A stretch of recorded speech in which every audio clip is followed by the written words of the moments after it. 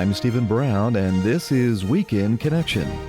Many people today are not comfortable organizing their financial affairs, or they just don't know where to begin.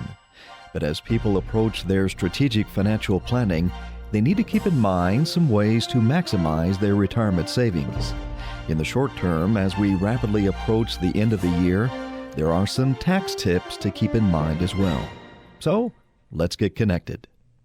My guest today is Angela Sloan, CEO and founder of Sloan Financial Group, located just across the border from us in South Carolina.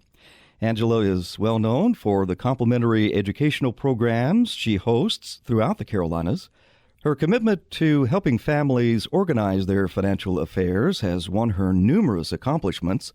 She's been featured in several financial publications and has made guest appearances on national financial-related radio and TV broadcasts. Angela, welcome to Weekend Connection today on BBN. Thank you, Steve. It's good to be here. Angela, many people today, and I understand most women, are not comfortable organizing their financial affairs, or they just don't know where to begin. With so many financial advisors and planners out there today, should they just use a dartboard to pick one out? What are the important questions they should be asking? Well, first of all, the number of years experience. And as women, we can interview these people. We have a very good gut intuition, and I think you need to use that as well. You want to look for somebody with integrity, and you want to look for somebody who understands the assets and the investments as well as understanding the taxes. You find a lot of financial people out here that have no clue what's going to happen on the tax return. And if they don't understand the taxes, if taxes are not involved, that's a scary, scary situation. As we rapidly approach the end of the year, Angela, remind us of some tax tips to keep in mind, especially as it relates to when we should defer income and also why we might want to accelerate our income. And this is why you got to make sure that your advisor understands the taxes and what happens on that tax return. So I think the first thing to do is to take into account, is your income going to be less this year and more next year, or is it going to be more this year and less next year? Because you've got some decisions and some time to maneuver money and income between now and the end of the year.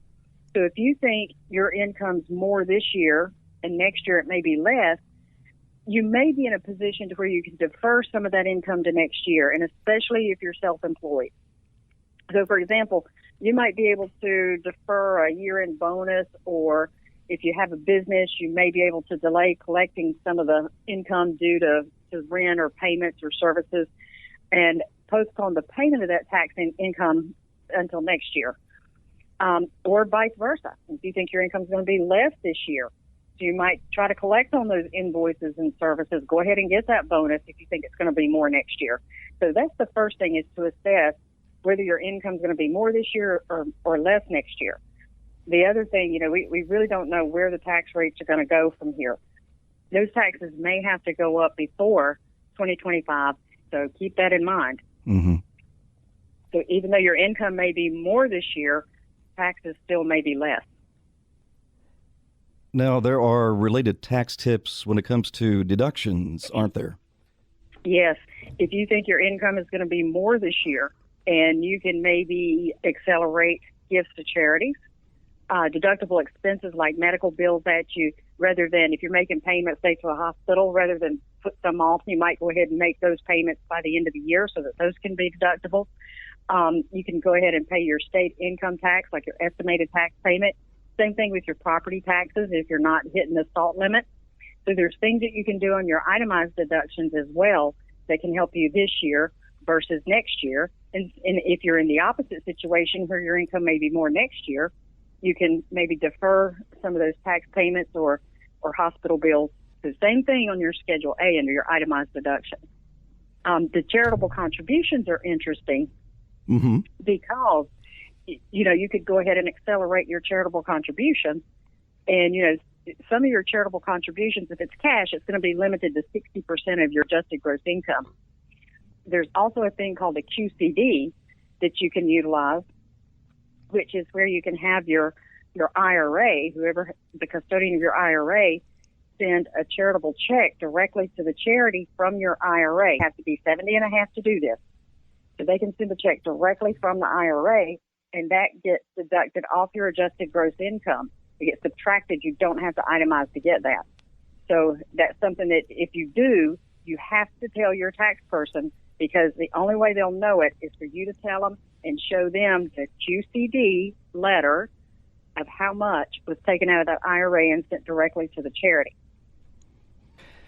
My guest today is Angela Sloan, CEO and founder of Sloan Financial Group. Now, Angela, as people approach their strategic financial planning, they need to keep in mind the tips to maximize their retirement savings. Now, I understand that the average person will live 18 to 20 years in retirement, if not longer. That's a long time to live without that regular paycheck coming in. That's correct. And it's not unusual for me to see from a married couple, at least one of them is going to live longer than they worked. So you picture yourself having to live a longer number of years than the number of years you worked. Where is that money going to come from? You better be doing some strategic income planning as well. You know, everybody teaches you how to save it. Hey, you just do this payroll deduction every week, whatever. You know how to save, save, save. You have your IRAs, you save, save, save. But then you get to retirement, things take a shift. Now you're in the spending stage. Nobody teaches you how to spend it. The usual answer is a broker will say, well, just tell me how much you need and I'll just have that amount sent to you every month. Well, let me tell you, that don't always work. And I had one just last week whose 401k ran out 4 years ago because that's the method that he was using. He's out of money. He's 12 years older than his wife. And guess what? They bought term insurance. That runs out. He chose the single option on his pension. He's 12 years older than her. And he was just diagnosed with prostate cancer. So when he dies, she's going to take a $4,800 a month pay cut. She is not going to be able to live. All she's going to have is her Social Security check. That's not going to work. And every bit of that could have been avoided had they got proper advice to start with. But they went to somebody, one, who didn't have the qualifications, and two, didn't know what to look for, didn't know what was going to happen on the tax return, did not know how to do the income planning. They did the canned little answer of, I'll just send you however much you need per month, and you'll have plenty to last, don't worry about it. Well, that didn't work, and I see that all the time. The income planning is absolutely essential. It has to be done. And you say, well, when should it be done? Ideally, you need to start that planning about 3 to 5 years before you retire, because I like to do an assessment. This is where you are. This is where you want to go. This is what inflation's going to do between now and the end of your expected life expectancy. This is how much you're going to have to do that. It's never too late, okay? You can always benefit from the planning, but it's best if you start at 3 to 5 years. That's, before you retire. The sooner the better, but even if you're in retirement, you still need to get that planning done. You still need to put your finger on the pulse and say, how am I doing? Am I going to make it? What adjustments do I need to make?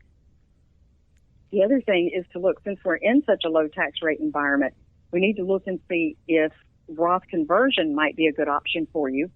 In some cases it is, in some cases it isn't. And that's something that needs to be analyzed per individual. So we're paying less taxes right now than we're ever going to pay. Because I can assure you taxes are going to go up. It's just a matter of when and how much. So doing the Roth conversion and getting the taxes out of the way forever might be the better thing to do. My guest today is Angela Sloan, CEO and founder of Sloan Financial Group, and this is Weekend Connection on BBN. Angela, as we come to the close of our program today, I thought we would open up this can of worms as far as Social Security is concerned, especially for our ladies in the audience, and I know there are quite a few widows who are listening. I believe it would be helpful to review the various methods and choices that are available to draw their Social Security and not leave money on the table. Are there some things to keep in mind? Yes, I see money left on the table all the time. And ladies, here's what you need to consider. You might have a husband you're married to now. You might have a dead husband, so maybe you were widowed and then you remarried. If you are not married at age 60, you have choices of which husband to draw from. And I see a lot of money left on the table every day. Prime example, worked for us. She was our receptionist. And we were having a conversation at the front desk. I had read an article about how many women are widowed twice by age 65. And it was a large number. It shocked me. And we started talking and going, well, yeah, so-and-so at church was widowed twice at that age, and I know so-and-so across the street from me, she was widowed twice by that age. And my little receptionist raised her hand. She said, me? And I said, Kathy, you were widowed twice? And she said, yeah. I said, I knew your first husband died. And he died. He was a doctor. He was 38 years old when he died. He died of a heart attack. She had 2 daughters by him. I said, how long were you married to him? Because in that case, you have to be married to him at least 10 years. So she gets a copy of the marriage license. She was married to him 10 years and 2 months. Now, she had worked all these years. He had died at age 38. But she could draw almost twice as much off of him as her own account. Twice as much. Almost twice as much. Mm-hmm. That's money that would have been left on the table had we not been standing at that front desk having an innocent conversation. So, ladies, don't make assumptions. She assumed it was so long ago. She assumed there couldn't be anything there because I had benefits for the daughters, and, that was so long ago, and he was only 38. She assumed wrong. That would have cost her dearly. So, I do those Social Security analysis. I do ask all the nosy questions to try to get to the bottom of the situation because I see so many situations where money is left on the table, and usually it's a lot of money. So, Angela, if our listeners would like to get a hold of you or find out more information about what we have discussed today, what is your website? My website is www.sloanfinancial.net. That's sloanfinancial.net. sloanfinancial.net. Or you can call us at 803-222-2892, and we will do everything we can to answer your question and help. Well, Angela, thank you for spending some time with us today and getting out this important information to our listeners. My pleasure. Thank you for having me. Thank you for listening to this feature, a production of BBN, the Bible Broadcasting Network. BBN provides 24-hour Christian programming, great Christian music, and Bible teaching. Listen to BBN by clicking the link in the description.